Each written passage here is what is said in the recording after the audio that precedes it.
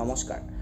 আমি যদি নিউজ চাওঁ বা আমি ছ'চিয়েল মিডিয়াৰ লগত জড়িত তেন্তে আমি প্ৰায় বুলি বা এপটোৰ কথা শুনিছোঁ। বৰ্তমান ই দেশত এটা বিৰূপ প্ৰভাৱ পেলাই আছে। ই এটা এনেকুৱা এপ য'ত মহিলাসকলৰ ফটো ব্যৱহাৰ কৰি অকশ্যনত লগোৱা হয়। সাধাৰণ অৰ্থত ক'বলৈ গ'লে মহিলাসকলৰ ফটো লৈ অনলাইন পোষ্ট কৰি ইয়াক জঘন্যভাৱে বিক্ৰী কৰাৰ চেষ্টা কৰা হয়।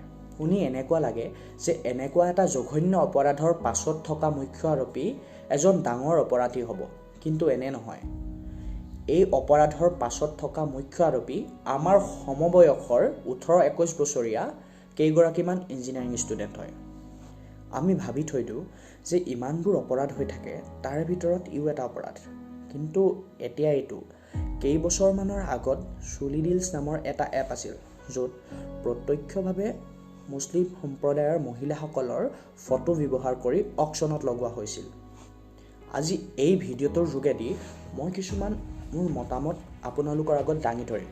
যদি ইয়াক শুদ্ধ বুলি ভাবে তেতিয়া যিমান পাৰে শ্বেয়াৰ কৰিব, আৰু যদি কিবা ভুল হয় তেতিয়া মোক কমেণ্ট ছেকশ্যনৰ দ্বাৰা জনাব। এই বুলি বা এপটোৰ লগত জড়িত মুখ্য আৰোপী কেইগৰাকী হৈছে উত্তৰাখণ্ডৰ যুৱতী 19 বছৰীয়া শ্বেতা সিং, 21 বছৰীয়া বিশাল কুমাৰ, ময়ংক ৰাৱাল আৰু 21 বছৰীয়া নীৰজ বিষ্ণই। আচল কথাটো হ'ল আমি এনেকুৱা এখন সমাজত বাস কৰোঁ য'ত আমি সৰুৰে পৰা হিন্দু মুছলিম এই শব্দটো আমি বেছি ব্যৱহাৰ কৰি আহিছোঁ, বা আমি এনেকুৱা এখন সমাজত বাস কৰোঁ য'ত মহিলাসকলক নিম্ন স্তৰৰ ৰখা হয়। আমি কেতিয়াও অসমীয়া ভাৰতীয় বুলি সেই শব্দটো আমি খুব কমেই ব্যৱহাৰ কৰোঁ। আমি বেলেগলৈ নাযাওঁ।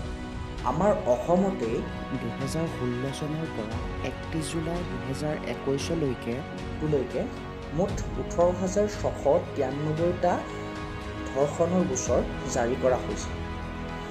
মানুহৰ চিন্তাধাৰাবোৰ ইমানেই ঠেক হৈ গৈছে যে তেওঁলোকে এজন মানুহক মাৰি দিবলৈও কুণ্ঠাবোধ নকৰে।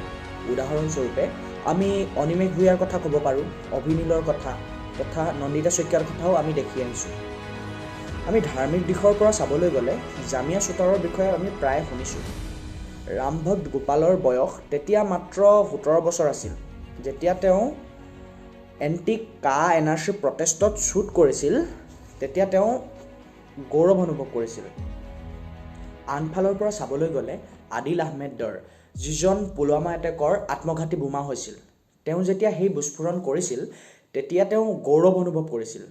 মানে এক কথাত ক'বলৈ গ'লে মানুহৰ চিন্তাধাৰাবোৰ এনেকুৱা এটা পৰ্যায়লৈ লৈ যোৱা হৈছে য'ত তেওঁলোকে এনেকুৱা ধৰণৰ সন্ত্ৰাস সৃষ্টি কৰা কামটো ভাল বুলি ভাবে। আমাক ইনষ্টাগ্ৰাম, ফেচবুক আদি এনেধৰণৰ ছ'চিয়েল মিডিয়া প্লেটফৰ্মৰ যোগেদি আমাক এনেধৰণৰ বাৰ্তা প্ৰেৰণ কৰা হয় যে আমাৰ ধৰ্মটোৰ প্ৰতি, আমাৰ প্ৰতি এটা ভাবুকিৰ সৃষ্টি হৈছে। হয়, 2002 চনত গদৱাৰ ৰাজ্যত মুছলিমসকলক অত্যাচাৰ কৰা হৈছিল। সেই কথাটোত যিমান সত্যতা আছে, 1921 চনৰ মফলা ৰাজ্যত হিন্দু নাৰীসকলক কৰা অত্যাচাৰৰো সিমানে সত্যতা আছে। আমাক কোৱা হয় বা বুজোৱা হয় যে অতীততে নহয়, বৰ্তমানো আমাৰ ধৰ্মটোৰ প্ৰতি এটা ভাবুকিৰ সৃষ্টি হৈছে।